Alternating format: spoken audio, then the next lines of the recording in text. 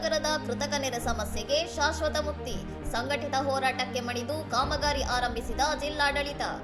ಮಂಗಳೂರು ಉತ್ತರ ಕ್ಷೇತ್ರದ ದುರ್ಗಾನಗರ ward number 8ರಲ್ಲಿ real estate ಉದ್ಯಮಿಗಳು ಅವೈಜ್ಞಾನಿಕವಾಗಿ ಚರಂಡಿಗೆ ಮಣ್ಣು ತುಂಬಿಸಿದ್ದರಿಂದ ಉಂಟಾಗುತ್ತಿದ್ದ ನೆರೆ ಸಮಸ್ಯೆಗೆ ಇದೀಗ ಪರಿಹಾರ ಸಿಗುತ್ತಿದೆ. ದುರ್ಗಾನಗರ ರೆಸಿಡೆಂಟ್ಸ್ ಅಸೋಸಿಯೇಷನ್ ಮತ್ತು ಸ್ಯಾಫ್ರನ್ ಫ್ರೆಂಡ್ ನಡೆಸಿದ ನಿರಂತರ ಹೋರಾಟದ ಫಲವಾಗಿ ಮಳೆಗಾಲಕ್ಕೂ ಮುನ್ನವೇ ಜಿಲ್ಲಾಡಳಿತ ಎಚ್ಚೆತ್ತುಕೊಂಡು ಚರಂಡಿ ಕಾಮಗಾರಿ ಆರಂಭಿಸಿದೆ. ಸ್ಯಾಫ್ರನ್ ಫ್ರೆಂಡ್ ಮುಖ್ಯಸ್ಥರಾದ ರಾಜೇಶ್ ಪವಿತ್ರನವರು ಒಂದು ವೇಳೆ ಉದ್ಯಮಿಗಳು ಮತ್ತೆ ಚರಂಡಿ ಮುಚ್ಚಲು ಪ್ರಯತ್ನಿಸಿದರೆ ಅವರ ವಿರುದ್ಧ ಕಠಿಣ ಕಾನೂನು ಹೋರಾಟ ಮಾಡುವುದಾಗಿ ಎಚ್ಚರಿಸಿದ್ದಾರೆ.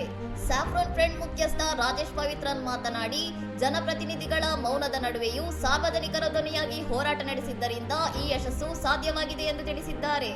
ನೆರೆ ಸಮಸ್ಯೆಗೆ ಪರಿಹಾರ ಕಂಡುಕೊಂಡ ಬೆನ್ನಲ್ಲೇ ಸ್ಥಳೀಯ ನಿವಾಸಿಗಳು ತಮ್ಮ ವಾರ್ಡ್ನಲ್ಲಿ ಮಕ್ಕಳು ಮತ್ತು ಹಿರಿಯ ನಾಗರಿಕರಾಗಿ ಸುಸಜ್ಜಿತ ಪಾರ್ಕ್ ನಿರ್ಮಾಣವಾಗಬೇಕು ಎಂಬ ಹೊಸ ಬೇಡಿಕೆಯನ್ನು ಮುಂದಿಟ್ಟಿದ್ದಾರೆ. ಜನರ ಪಾರ್ಕ್ ಕನಸನ್ನು ನನಸು ಮಾಡಲು ಸ್ಯಾಫ್ರನ್ ಫ್ರೆಂಡ್ ಸದಾ ಬೆಂಬಲವಾಗಿ ನಿಲ್ಲಲಿದ್ದು, ಜಿಲ್ಲಾಡಳಿತವು ಈ ಬೇಡಿಕೆಗೂ ಶೀಘ್ರವಾಗಿ ಸ್ಪಂದಿಸುವ ವಿಶ್ವಾಸವನ್ನು ವ್ಯಕ್ತಪಡಿಸಿದೆ. ಇನ್ನಷ್ಟು ಸುದ್ದಿಗಳಿಗಾಗಿ ನೋಡ್ತಾ ಇರಿ ಸೌರಂ ಟಿವಿ.